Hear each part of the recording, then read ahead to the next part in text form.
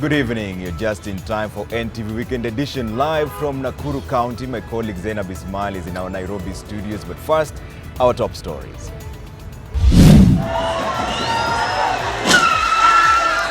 Police car damaged, tear gas lobbed in a dramatic display of recklessness. Matatus at it again as several drivers take charge of Moi Avenue, Nairobi in a display of impunity. Also tonight, the elusive quest for answers in a murder most foul.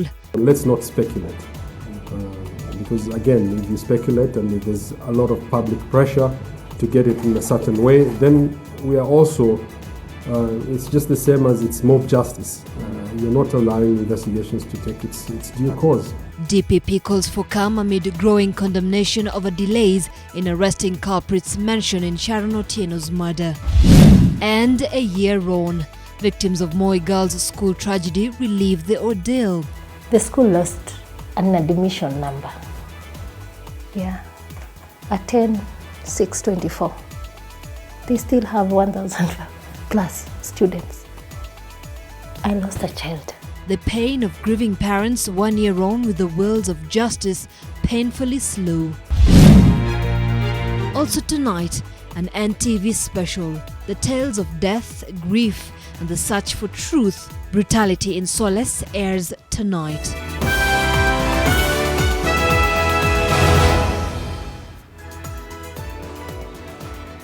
With Trevor Ombija and Zeynab Ismail. All right, a very warm welcome to the program. Our sign language interpreter tonight is Flora Atieno. Now, for close to 3 hours, Moi Avenue in Nairobi's central business district was a no-go zone for motorists. It had been taken over by a group of matatu drivers who engaged in a brazen show of impunity cheered on by a loud group of youth who boarded the matatus and paid little attention to the risky nature of the reckless driving they were engaging in. The youth said they were en route to Meru and just hear this, warming up. They sped on the road in utter disregard of traffic law, endangering their safety as well as those of other motorists and pedestrians. NTV's Sharon Baranga reports. A matatu driver reversing to the drumbeat of cheers by a group of youth on board who seemingly could care less. The youth hanging onto the sides, there was no way he could see the rear. He rammed a police car, damaging its rear end extensively. At this point, there was little else to do, and so the tear gas flew to disperse the rowdy group of youth and drivers who had gathered. But the drama had gone on for quite some time. The peace and tranquility of a Sunday morning on Moi Avenue in Nairobi was rudely disrupted by a group of young people, mainly on board PSV vehicles as well as a few private vehicles. The group turned the road into a street race, with a police car giving the chase. It seemed fun for the youth who were oblivious of the danger they were exposing themselves to. For instance, this young man will be telling a different story if the driver of this car did not engage the emergency brakes. Some dangled precariously as the public service vehicles sped on the road with total disregard of traffic rules. There was a group cheering those showcasing their so-called prowess on the road. Motorists had to keep off this side of the street for close to 3 hours. It had started at around 9:30 a.m., just a few hundred meters from Central Police Station. And whenever there is such fun in an uncontrolled environment, accidents are bound to happen. If someone does not get hurt, then they can literally find themselves on the wrong side of the law when they hit the lawmakers.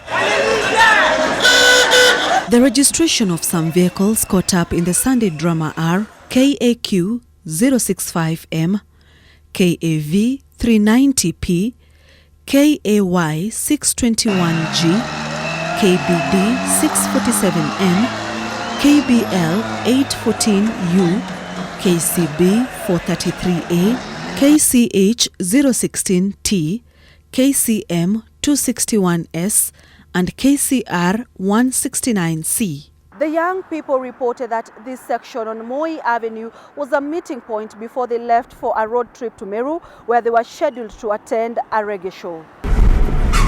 In April this year, 4 Gor Mahia Football Club fans died in a grisly accident involving 2 vehicles along the Nairobi-Mombasa highway. They were traveling to Kenyatta Stadium in Machakos. Witnesses reported that some of the fans were hanging on the bus when the driver lost control and crashed into another vehicle that was ahead of it. The fans had earlier made several rounds in the CBD in Nairobi, shouting and whistling while hanging on the bus recklessly before hitting the road to Machakos.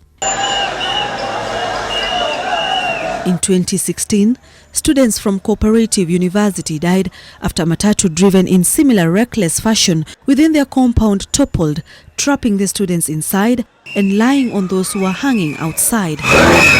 Sharon Baranga, NTV. Unbelievable. Now, a bus belonging to Rencom Company Limited and christened has been impounded at Busia Police Station after it was involved in a fatal road accident along the Kisumu-Busia highway. A few weeks ago, another bus belonging to the company was impounded after the driver was filmed driving recklessly along the Nairobi-Nakuru highway. The bus was filmed hurtling out of nowhere on the wrong side of the road as it tried to overtake other vehicles without clear vision on a fog-filled day, almost causing a head-on collision. The National Transport and Safety Authority, in a statement, said that this latest bus was impounded yesterday and is awaiting inspection at Busia Police Station. It is the second bus belonging to the company to be impounded. NTSA says it is carefully monitoring the operations of the bus company and will take appropriate action.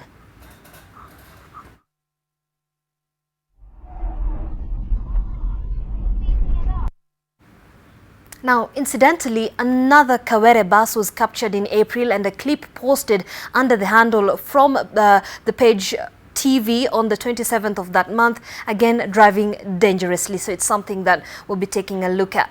Director of Public Prosecutions Nurdin Haji has advised politicians to keep off investigations into the murder of Rongo University student Sharon Otieno, who was pregnant. Responding to the clamour from the political class for the suspects in the case to be hung, drawn and quartered, Haji says the due process of the law must be followed and the temptation to litigate the matter in the court of public opinion based on unsubstantiated claims resisted at all costs. The irony is that the same political class has accused Haji and the investigative authorities in general of playing games with the public on the matter, accusing them of dragging their feet in bringing the masterminds to book in the face of irrefutable evidence.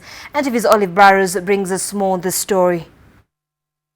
Director of Public Prosecutions Nurdin Haji wants the political class to stop interfering with the work of investigative agencies handling the Sharon Otieno murder case. I think they should keep off and shut up and wait for the investigations, because that is also undue influence and coercion, I think.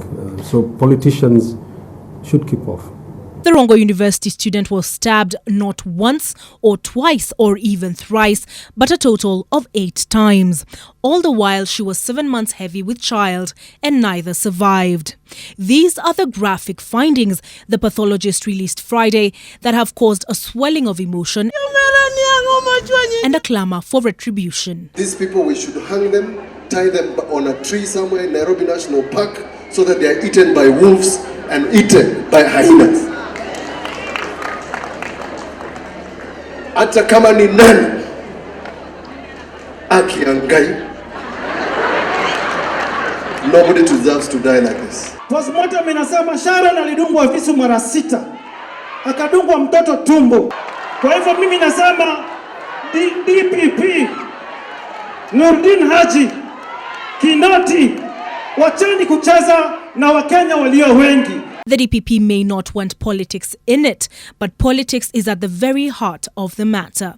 Migori Governor Okoth Obado's personal assistant, Michael Oyamo, having been implicated in Sharon and her unborn child's murder, as well as the abduction of Nation journalist Barak Odwor, all of which Haji has relegated to the realm of supposition until proven. Let's not speculate. because again, if you speculate and if there's a lot of public pressure to get it in a certain way, then we are also, it's just the same as it's mob justice. Investigations sometimes take time. You have to be patient. You cannot expect for us to have answers and to prosecute immediately a murder occurs. There is a process. There's DNA to be looked into.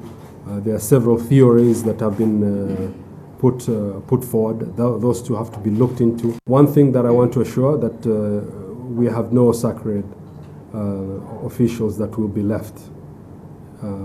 Whether you're a governor or not, you'll have to face the law to the fullest extent. Not good enough has been the response to the investigative authorities' actions on the matter so far, with Nyanza woman representatives vowing to keep sustained pressure on Haji and his team to guard against the deaths of Sharon Otieno and her unborn child going unpunished. Let me tell you the truth. Oyamo and those other suspects will not be sacrificed. They are the people who committed the murder, yes, but they are people who sent them to commit the murder. I'm praying that tomorrow we are not going to see some of those small, helpless boys being brought to court and whoever sent them is not with them. We will not accept that. Olive Barrows, NTV.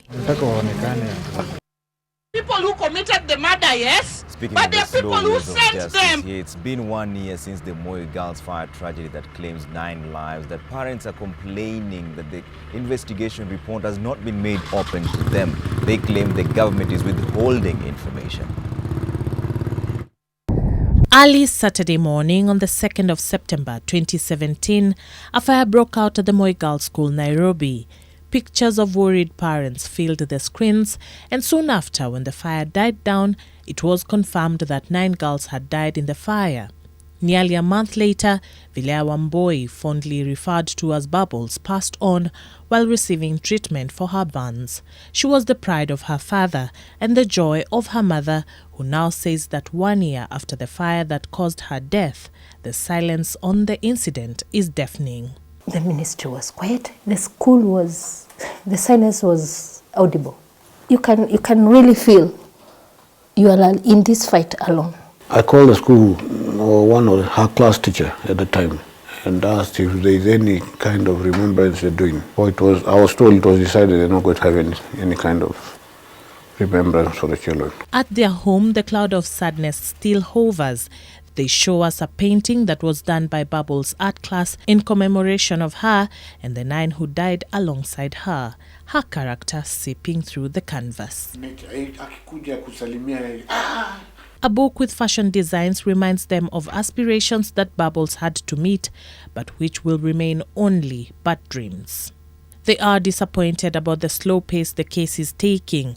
They are suspicious of the red tape and bureaucracy involved in the investigations, terming them as deliberate delay tactics. Because you keep telling me it's a minor. Mine was a minor too. She's 6 feet under. She was a minor. Where were they to protect her when all this happened? Tell me that this was a child. Then somebody, either a parent, should stand in that dock and answer these questions and be convicted on behalf of that person. Because somebody has to answer me. Somebody has to tell me why. I don't have my child at home today. And years will still come and go. But it's not been easy. You'll get your adjournments, not in your favor, of course. The diary is full. Yeah, it's like you people, those children died and we got more urgent and more important things to do. You wait. They say that no one can understand what they have had to go through in the last year unless one has experienced it. The nation has over 50 million people. They lost a subject, a minor, so they like saying. So to them, there was no revenue they can place on that child. The school lost an admission number. Yeah, a 10,624. They still have 1,000 plus students.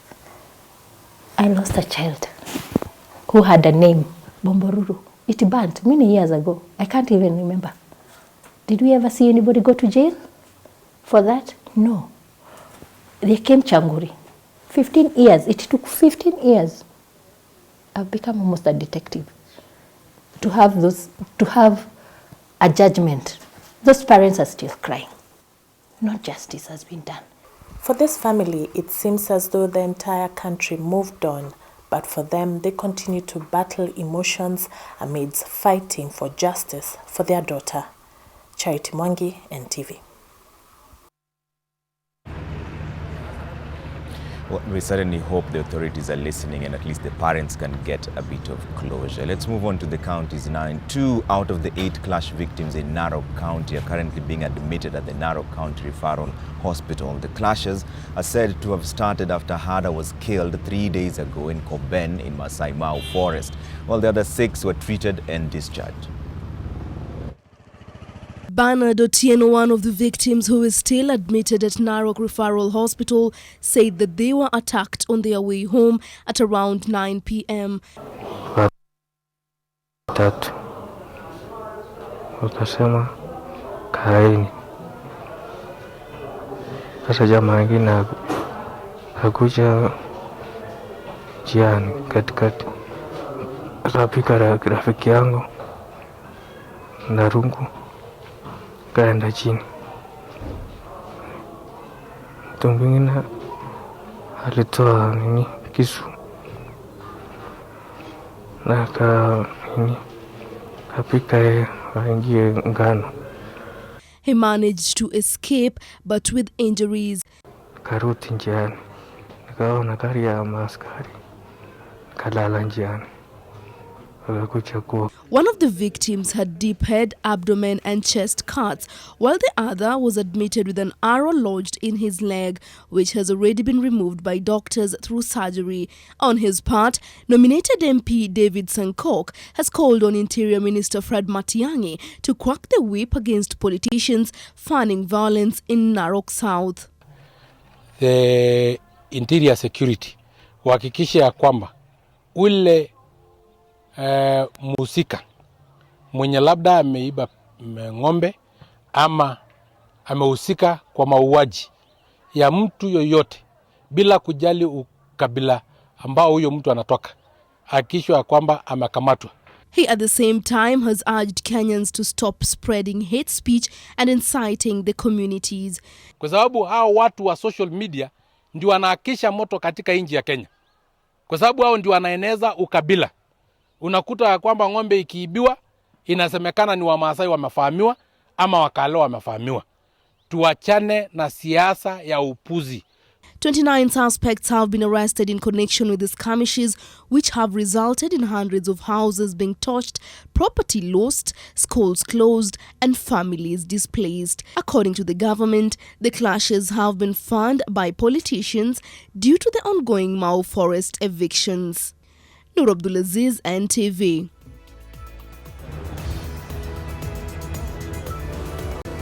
All right, away from that, the Director of Public Prosecutions, Nuruddin Haj, is assured that his office, together with that of the Inspector General of Police and the Independent Oversight Authority, are investigating reports of extrajudicial killings in Mombasa. The DPP has promised a report within the next 3 weeks and it has made it very clear that such action contravenes the law and will not be condoned. Just this last week, police in Mombasa were hard-pressed to explain the execution of 3 young men who they claimed were thugs. Lobby group Haki Africa has said that so far about 32 people have been killed since January this year. I'm concerned that this is happening at the coast and other parts of the country. I'm concerned of the word extrajudicial because it has a connotation that maybe the government condones this. As far as I'm concerned, the government does not condone such killings. And if anything, if we had a better word, maybe it should be extra-governmental killings and not extrajudicial killings. And from those reassuring remarks from the DPP, let's take a short break in NTV Weekend Edition. When we come back, my colleague Zeynab Ismail has a few more stories from our Nairobi bureau. See you in a bit.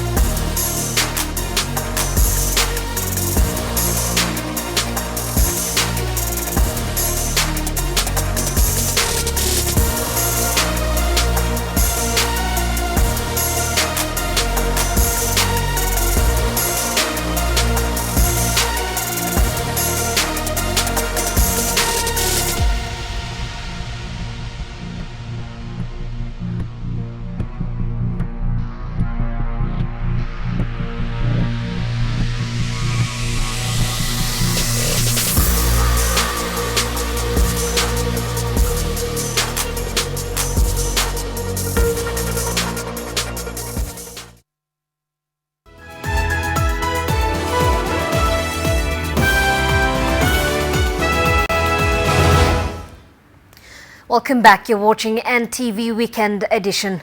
Now, the three suspects linked to the death of a man who is said to have fallen from the 4th floor of a building in Umoja to his death are likely to be arraigned in court this week. 2 men and 1 woman who are suspected to have a hand in the death of the 32-year-old are held at Matopeni police station in Kayole, Nairobi, with the victim's family keen on establishing why he was killed. When her phone rang on Thursday morning at around 3 a.m., Jane Sambe, the deceased sister, suspected that all was not well at her brother's home in Umoja. But the last thing on her mind was to find her younger brother's body hanging on this metal grill face down. She says that in retrospect, how her sister-in-law broke this news to her was questionable, to say the least. Kaniambia, Jane, kuja, ndugu yako ametoka kwa stairs akaanguka. Kaniambia ameanguka aje, wewe kuja na nikaa amekufa. Jane maintains that the relationship between his brother and wife of 10 years could be best described as a violent one. However, the family's attempts to discourage their brother from the unhealthy relationship landed on deaf ears. Ukiona mwili yake, cut ni hapa. Na cut pia inaanza hapa hivi. So kulingana si vile tunaiona ni kama ilikuwa ni inside job, kama mtu amempiga na shoka. Kuna maswali mengi sana tunajiuliza. The family says that their brother's death was not an accident or suicide, and that the family will only get closure after justice is served. Achieng Wembley, NTV.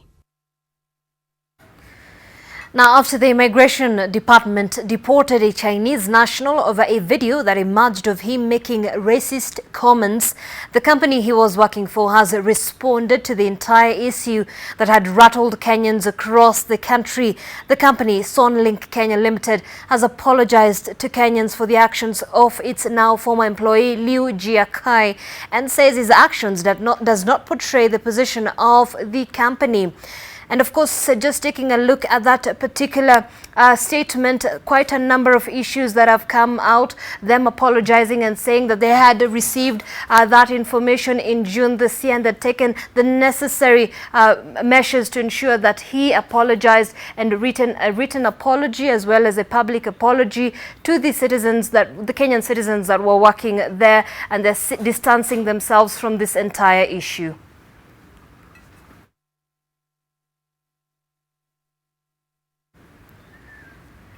The motorcycle has revolutionized the transport system in the country and has changed the lives of many citizens. In the rural areas in Mandera County, the new mode of transport has made life easy for pastoral communities who once used to trek tens of miles to reach nearby towns or villages. They can now deliver their product to towns within a short time, courtesy of the Boda.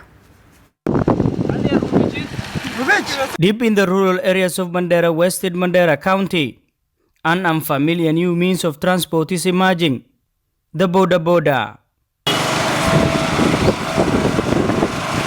The Boda has proved a lucrative business and form of employment to many youth here, and in towns like Takaba, the Boda business is booming. It is the preferred means of transport in this part of the county, due to its ability to maneuver through rough terrain. Pastoral communities have embraced this means of transport wholeheartedly, as it has made life easier. Before the Boda got here, the pastoral community used to take long hours or even days to reach nearby villages or in towns to bring their goods and transact business. Zamani tunaenda na miguu hadi ushago. Tangu pikipiki ikuje imetusaidia sana. Tunabeba maziwa kutoka hapa hadi ushago, tunaleta kwa town, tunauza hapa. The Boda has helped pastoral communities to locate their animals in case they got lost in the wild while in search of pasture.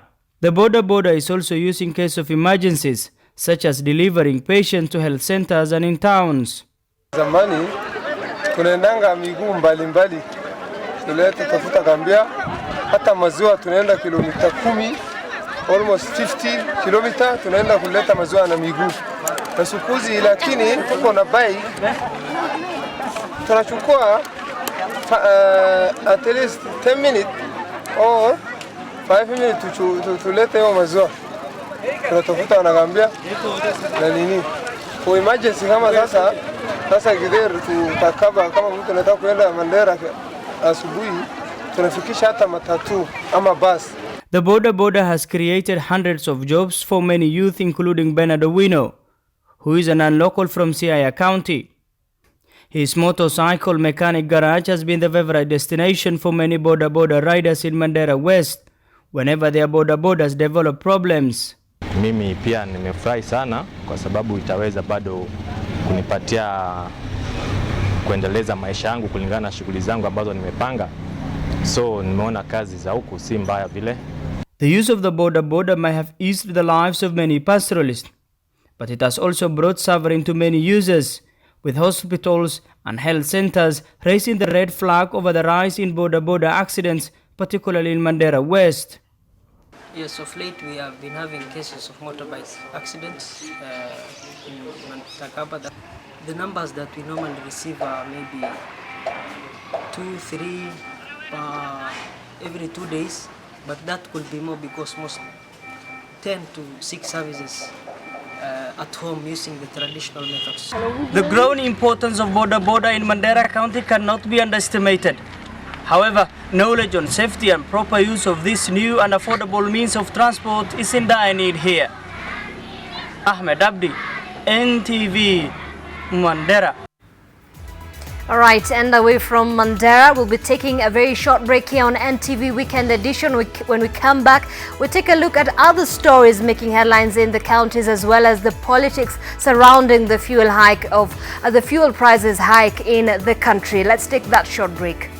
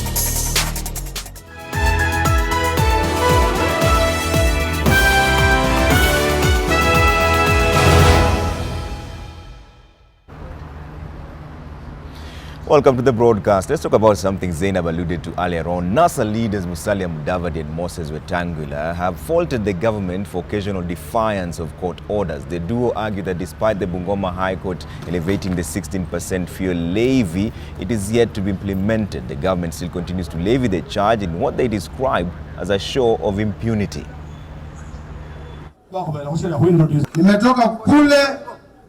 ANC party leader Musalia Mudavadi and Bungoma Senator Moses Wetangula want the government to reverse the imposition of 16% VAT on petroleum products to comply with the court order. The accumulated foreign debt, specifically from China, according to Wetangula and Musalia, is the major cause of imposition of the 16% VAT on petroleum products in the country. The two leaders say the Jubilee government has proved beyond reasonable doubt that it hardly cares for suffering Kenyans. And if the Jubilee government is going to defy a court order, a legitimate court order, and the court order whether issued in Bungoma, in Garissa, in Turkana, in Migori, or wherever, is a court order. The government has a duty under the law, under the constitution, to obey each court order. 16% kwa mafuta. Jameni, mafuta sio luxury. Mafuta sio gari ya kifahari ambayo unaweza toza ushuru. Mafuta ni kitu kinaanza kwa jikoni ya mama na kinapita mpaka kwa kila mtu. For Musalia, who addressed different functions in Vihiga and Kakamega counties, the National Assembly is to blame for the troubles Kenyans are currently facing due to negligence. He says the legislature failed to amend the bill to do away with the clause during the presentation of budget, thus subjecting the country to the current crisis. Kwa budget policy statement, lazima wabunge wangeuliza, how do you intend to finance this? Sasa tumewekwa kwa kona mbaya.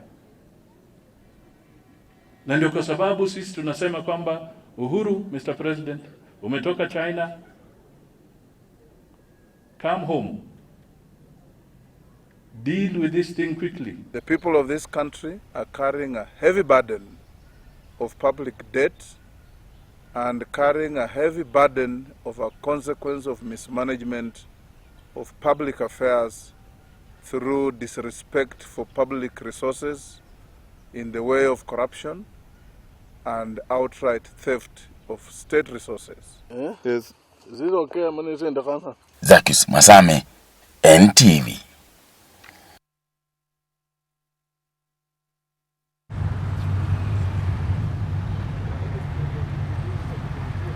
So we're in county number 32, that is Nakuru. We went to the streets and spoke to the people of Nakuru who overwhelmingly voted for the Jubilee Party and just to find out whether the expectations have been met this far, what they think about the cost of living. Here's what they had to say.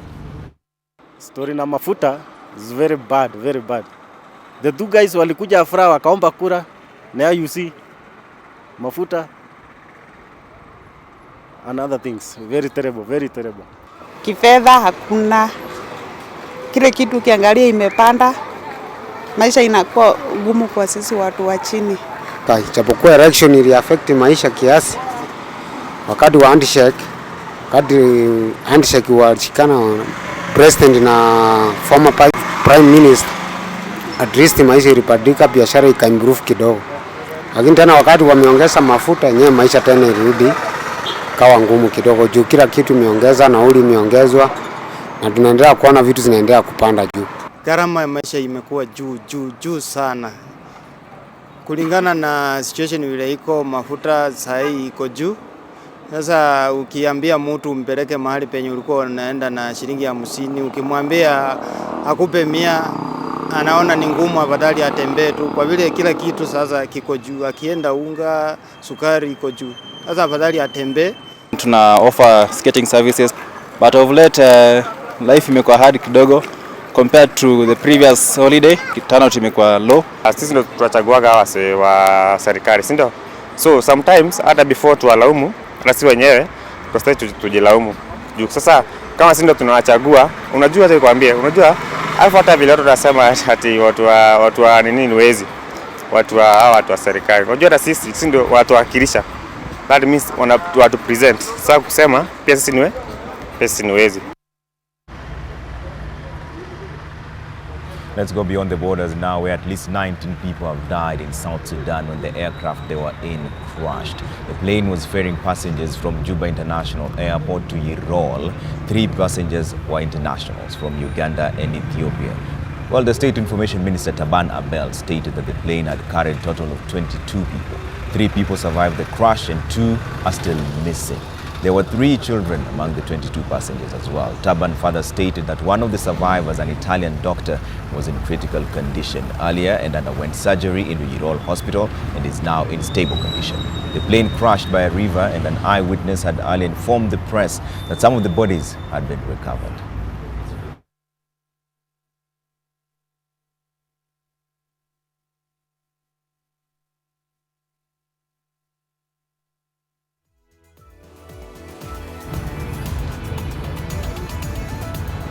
All right, let's take another short break in NTV Weekend Edition. We'll be right back with a lot more.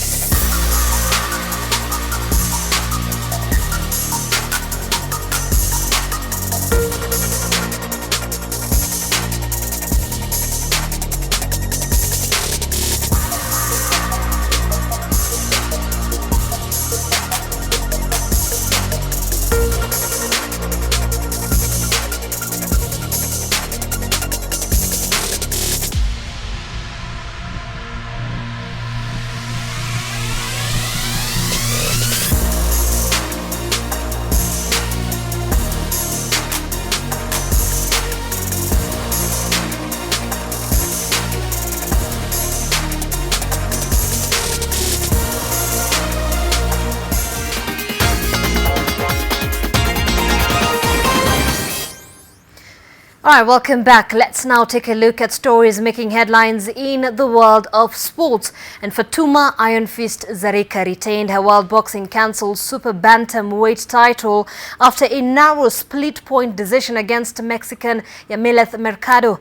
Judge Eddie Popo from Ghana gave Mercado 96-94, while Kenya's Bena Kaloki scored Zarika at 97-93, and Francis Chirwa from Malawi gave Zarika 99-91. Warotha Kiro enjoyed the action and filed this report. Cometh the hour, cometh the ladies. WBC Super Bantamweight defending champion Fatuma Zarika and her challenger Yameleth Mercado walking into a packed KICC grounds ahead of the much anticipated bout. Contrary to what many fans expected, Mercado was not a pushover, stretching Zarika to the limit with tactical expertise. With the majority local fans urging her on, Zarika looked for the knockout blow in vain. Second round, third round nilikuwa nafikiria ataingia kwa mkono wangu vizuri, lakini aliweza kuhepa ngumi zangu pia. After 10 rounds of the hotly contested bout, 2 of the 3 judges gave Zarika the win on points. WBC Super Bantamweight Champion of the World! With her second title defense, Zarika stretched her record to 31 wins, 12 losses, and 2 draws.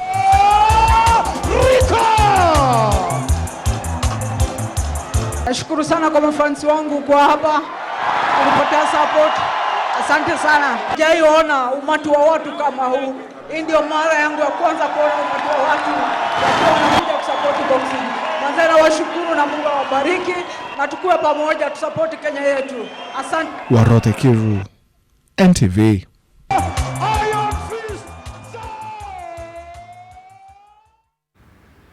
Harambee Stars head coach Sebastian Minye and Football Kenya Federation President Nick Mwendwa continued talking at cross purposes a day after Kenya secured a crucial win in the AFCON 2019 qualifiers. This has FKF rewarded the national football team with 2 million shillings for the Ghana win. Ethiopia beat Sierra Leone 1-0 to also collect their first win. A day after Kenya stunned Ghana 1-0 in an AFCON 2019 qualifier, Harambee Stars took to the training pitch at the KSMS grounds. They put it in their own net and Harambee Stars lead the game of the ahead of the international friendly match against Malawi scheduled for Tuesday. It's a motivation, so we will be motivated for our next 2 matches, home and away. This is what we need to see from even most of our local players, so that whenever they are given the opportunity, they should also, come out of their cocoon and show what they have to, so that also we can keep on believing, in much of our local players. But even as the players basked in the glory of the shock win, the Federation was reacting to Coach Sebastian Minye's outburst regarding poor preps and lack of professionalism in the build-up. When you look at the preparation of Harambee Stars today, vis-a-vis 3 years ago, what do you think? I wouldn't like to rate myself or to rate ourselves.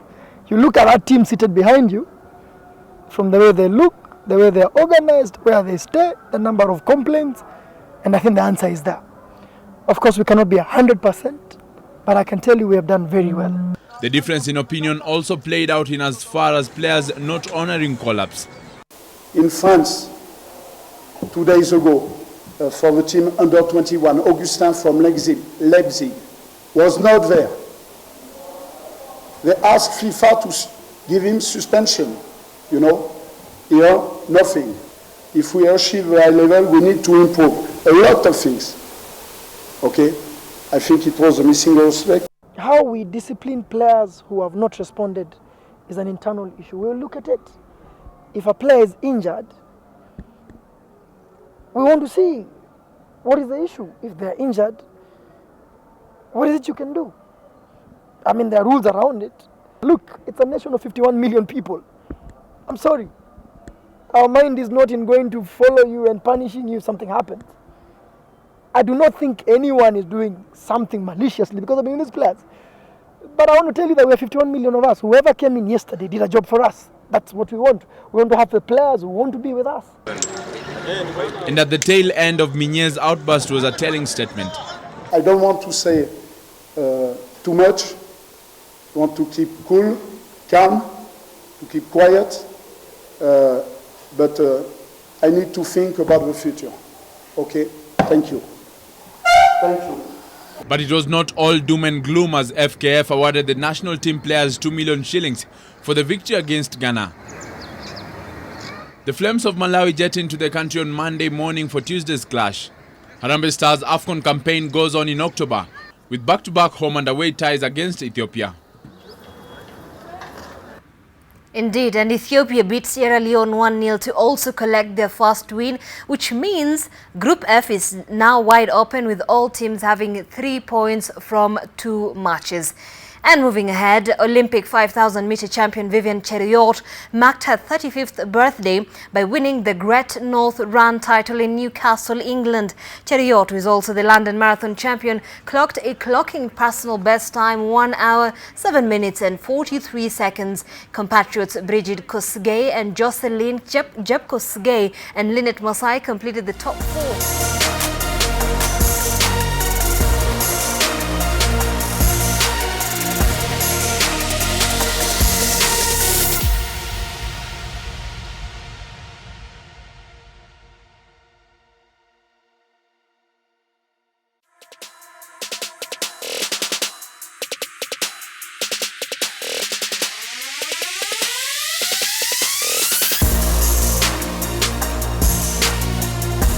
And 23.6 seconds to win ahead of David Kiprotich and Wesley Kimutai.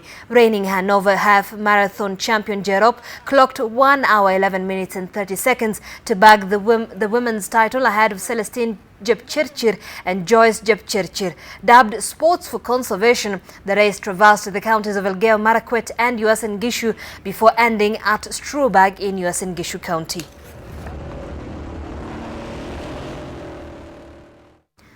Mwamba RFC improved their chances of winning this year's National Sevens circuit after blanking defending champions Menengai Cream Homeboys 17-0 to win the Dala Sevens leg of the Stanbic National Sevens circuit in Kisumu. Emerging star Daniel Tabu, Kenya Sevens veteran Collins Injera and captain Eliakin Kichoi crossed the Kulabu to confirm the win. Impala Sakarans finished third after a 12-7 win over KCB. Homeboys stay top, moving to 100 points, but Mwamba reduced the gap to just 8 points heading to the last leg of the 6-leg series. The national circuit, whose goal is to identify talent for the national sevens team, will conclude at Christie Sevens next weekend.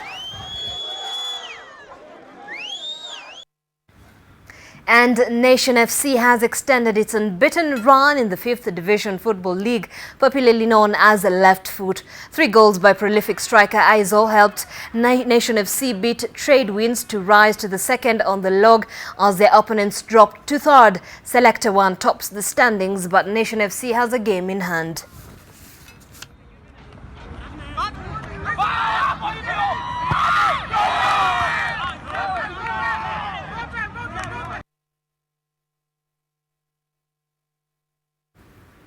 All right, and as we come to the close of our sports news, we have a very special feature story for you tonight, and we saved it because we say the best for the last. You do not want to miss that. My colleague Trevor Ombija will be bringing you that report, and we also would like to hear from you in regards to that story we aired for you on the matatu recklessness here in Nairobi. Let's take that very short break. We'll be back.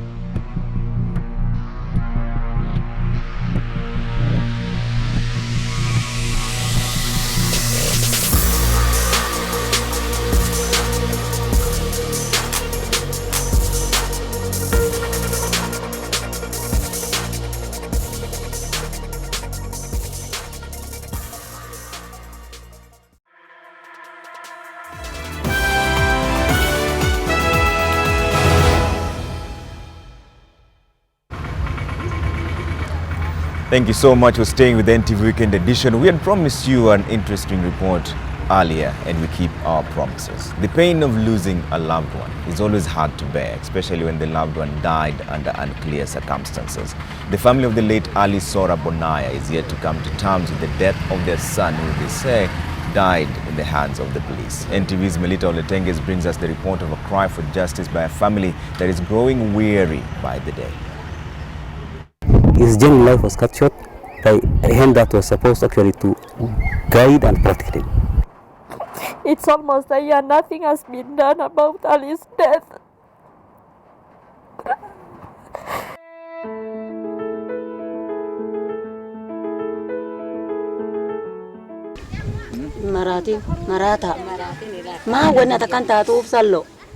Of a mother in pain, tears flowing freely on her cheeks in an unbroken stream. For the last 10 months, grief and anger have been the most intense of feelings for Ali Sora Bonaya's mother.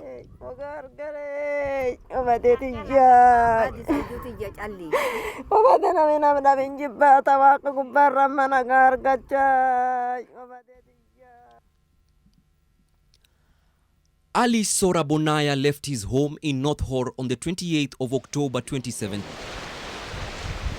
to watch news at the North Horr Police Canteen. Like most Kenyans at the time, he wanted to keep himself updated on the happenings a day after the country's repeat polls. He came from outside into the hall, and from there he was asked to be removed out by the officer there, the sergeant, Northern Police, and he was removed.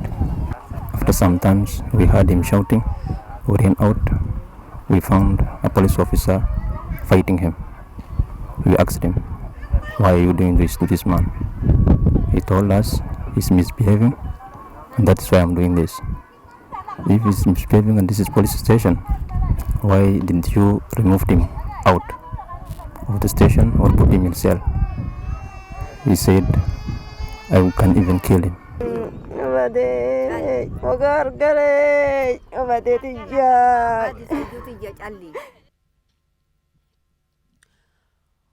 But what was to also be a fun-filled evening together with his friend turned tragic. Ali is said to have sustained serious injuries from the attack as he complained of pain in his ears and Kufika station, Ali ashakuta sergeant wa station wa North Horr Police Station. Sergeant akamwambia kuwa leo arudi saa 8. Ali hakukawia, akangojea saa 8 kufika, akarudi tena station. Kufika station, Ali sergeant akamwambia leo ni weekend, kuja Jumatatu aandikishe station. But in dire need to seek help, Ali opted to record a statement at the same police station the following morning. Ali akageuka akatuambia tukikaa pamoja, lakini mimi akaniita meja. Huyo ndio ofisa ambaye alimuua. His friend to accompany him. However, as they were about to leave the station, the deceased identified and made him known to his friends. With plans to return to the police station the following day, Ali's... But before we could even finish having the lunch, that Abudo just dashed to the keja to see how Ali was faring. Unfortunately, he found Ali fallen in between the beds, lying on his back and gasping for air. Stop was his cousin Sabduo Bonaya's home. Sabduo was to accompany him on his second visit to the police station just a day the incident. Unfortunately, that was not to be, as Ali's pain became unbearable. Ali was pronounced dead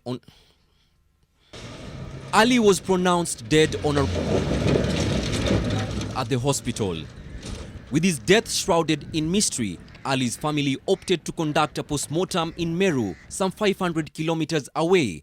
They claimed that their vehicle was in bad condition and could not go back to town, to Northor. So my father with the assistance of other people, had to hire a probox to take the body to Isiolo. The police even offering to transport Ali's body to and from Meru. The help, however, was to be an extension of their tribulations as the police opted out of the deal and refused to transport the body back to North Horr from Meru. According to the post-mortem report, the family had a lot of expectation in him, but this was cut short. His genuine life was cut short by a hand that was supposed actually to guide and protect him.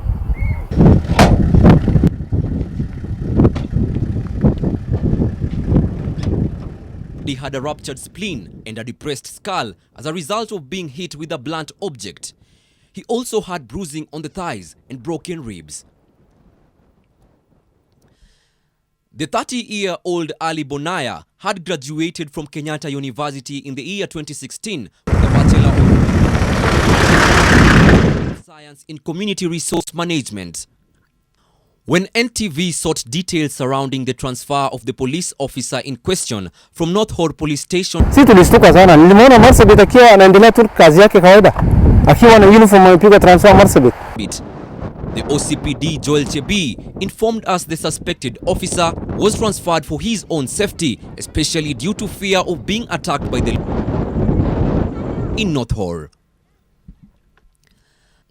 The OCPD declined to grant our request for an interview, saying no police officer had been posted to his station under such circumstances. Tunasikia uchungu, tunasikia mbaya kwa ile matendo ilitendeka hapa. So if it is Ali, mwingine pia atakufa hivyo. The whole case, instead of murder, was pushed to be an inquest. That this guy died of a non-issue. And it's very clear from the government pathologist that this guy was beaten by a blunt object and alikanyangwa.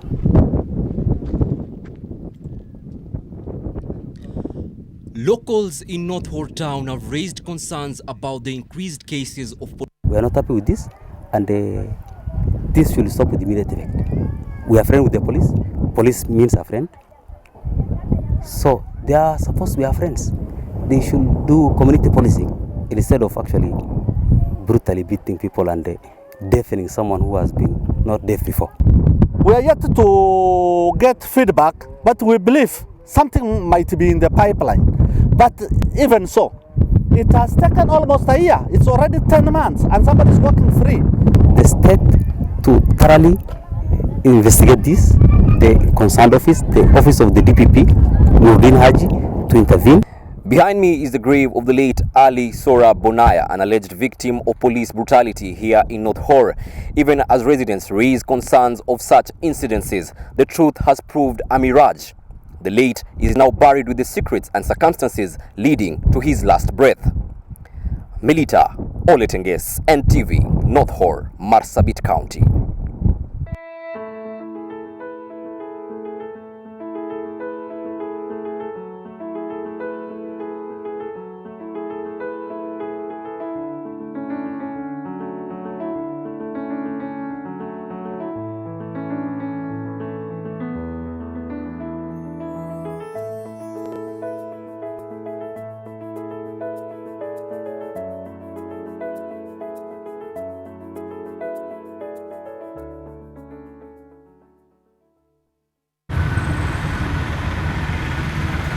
Well, absolutely disturbing revelations there by Melita Oletenges. We certainly pray for peace upon Bonaya's family and appeal to the relevant authorities to intervene so that justice is served. That sad note brings a close to NTV on the road in Nakuru. My name is Trevor. Ombija, always a pleasure having you with us. We'd like to hear your opinion. My colleague Zeynab Ismail is sampling some of them back in Nairobi. NTV on the road remains on the road. We might be coming to your county next, but good night for now. Indeed, thank you so much, Trevor. He was coming from Nakuru County. And we're here just sampling some of the views in regards to the matatu madness story that we've seen in our earlier report today morning. And just to sample some of the views that you have given us today, We'll start with at Ledama Kiplangat saying NTSA Kenya should cancel licenses for the matatus and drivers who participated in this matatu madness, while the Director of Public Prosecutions should prosecute them immediately. This is impunity. We also have here at Eliud Njiru saying the matatu madness has always been cultivated by corrupt Kenya police force. The intelligent thing is to ask ourselves is what the message is for the young men, or rather what is the message from the young men. It is clear Kenyans are not happy with the current happenings in the country. And maybe just to sample the last one, National Police Service keep talking about community participation and collaboration in maintaining law and order. Here's our contribution: the plates of the matatus causing disharmony and vandalism. Courtesy of NTV Kenya, it is up to you at Joseph Boynat, who's the Inspector General of Police. And just to sample the last one here, we have Boniface Alphonse saying that is lack of respect for authority, and it is brought about by the corrupt police officers all over the country. Hashtag Matatu Madness. This are just some of the views that we are sampling for you. And of course, we'll be taking a look at exactly what will happen in regards to that particular story. From here in Nairobi County 00047, thank you so much for watching. Our sign language interpreter this evening was Flora Atieno. My name is Zeynab. Good evening.